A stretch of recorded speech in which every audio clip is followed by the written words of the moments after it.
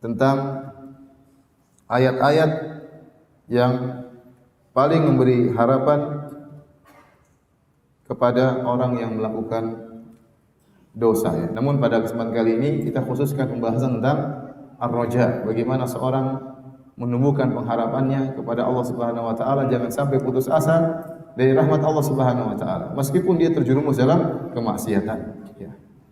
Namun ingat ya, maksud dari pembahasan ini bukannya seorang kemudian tatkala bersandar kepada harapan kepada Allah, rahmat Allah, kemudian dia terus bermaksiat, tidak. Tapi agar dia segera kembali kepada Allah. Maka demikian pula tatkala kita tahu Allah lebih sayang kepada kita daripada orang tua kita kepada kita, maka kita tatkala terjerumus dalam dosa, dalam kemaksiatan, maka jangan ragu untuk segera kembali kepada Allah Subhanahu wa taala. Ini maksud pembahasan kita, bukan roja yang menjadikan orang akhirnya semakin ya, harapan yang membuat orang semakin ya, terjerumus dalam kemaksiatan, tidak, tetapi harapan agar dia segera kembali kepada penciptanya yang maha baik, yang maha rahmat.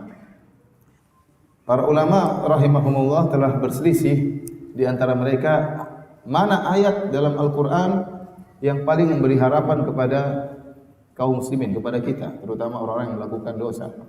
Ada belasan pendapat disampaikan oleh As-Suyuti dalam Al-Itqan fi Ulumil Quran, demikian juga Az-Zarkashi ya, dalam Al-Burhan.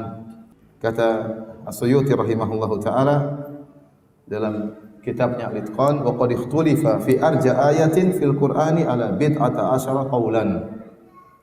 Sungguh telah diperselisihkan yaitu di kalangan para ulama tentang mana arja ayat yang paling memberi pengharapan dalam Al-Qur'an. Qul ya ibadiyalladzina asrafu ala anfusihim la taqnatu min rahmatillah innallaha yaghfiru dzunuba jami'an innahu huwal ghafurur rahim. Surat Az-Zumar ayat 53. Ayat ini menurut sebagian salaf ya, itu adalah ayat yang paling memberikan pengharapan. Di antaranya pendapat Ibnu Umar radhiyallahu taala anhuma. Sahabat Ibnu Umar radhiyallahu anhuma berpendapat bahwa ini ayat yang paling beri pengharapan. Kenapa? Ayat ini khusus diturunkan oleh Allah tentang orang-orang yang melakukan maksiat. Bukan melakukan sembarang maksiat, tapi dia tenggelam dalam maksiat. Makanya Allah mengatakan alladzina asrafu, hamba-hambaku yang berlebih-lebihan dalam kemaksiatan. Bukan orang-orang yang bermaksiat tapi berlebih-lebihan. Israf dalam bahasa Arab artinya mubadzir. Itu benar-benar tenggelam dalam maksiat, berlebih-lebihan dalam bermaksiat. Sisi yang menunjukkan ayat ini sangat memberikan pengharapan.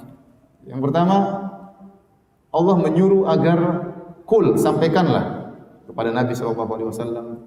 Demikian juga berlaku kepada para dai untuk menyampaikan hal ini. Kul li ibadi, katakanlah kepada hamba-hambaku. Jadi para dai disuruh menyampaikan rahmat Allah yang luas ini. Kul, katakanlah li ibadi, kepada hamba-hambaku alladzina asrafu ala anfusihim, orang-orang yang berlebih-lebihan dalam bermaksiat. Allah masih menamakan mereka dengan para hamba. Allah masih mengakui mereka sebagai para hamba sementara mereka tenggelam dalam kemaksiatan. Alladzina asrafu ala anfusihim, yang berlebih-lebihan dalam bermaksiat. La taqnatu min rahmatillah, janganlah kalian putus asa dari rahmat Allah. Meskipun ya maksiat kalian begitu besar ya. Karena kalau seorang sudah terjerumus dalam kemaksiatan yang begitu banyak dan begitu besar, maka datang iblis ya. Kemudian membuat dia putus asa. Buat apa kau kembali ya? Percuma kau kembali. Dosamu terlalu besar ya.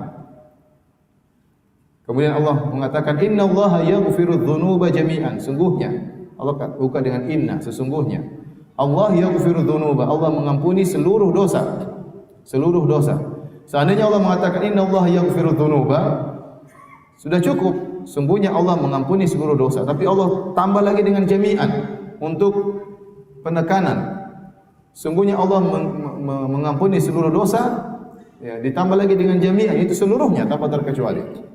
Tidak ada dosa yang besar di sisi Allah kalau seorang bertobat kepada Allah Subhanahu wa taala. Kemudian Allah tutup dengan menunjukkan sifatnya yang sangat mulia, innahu huwal ghafur, sungguhnya Allah Maha Pengampun. Kemudian Allah gandeng dengan Ar-Rahim, Maha Penyayang. Maka ayat ini benar-benar memberi harapan kepada orang yang melakukan dosa.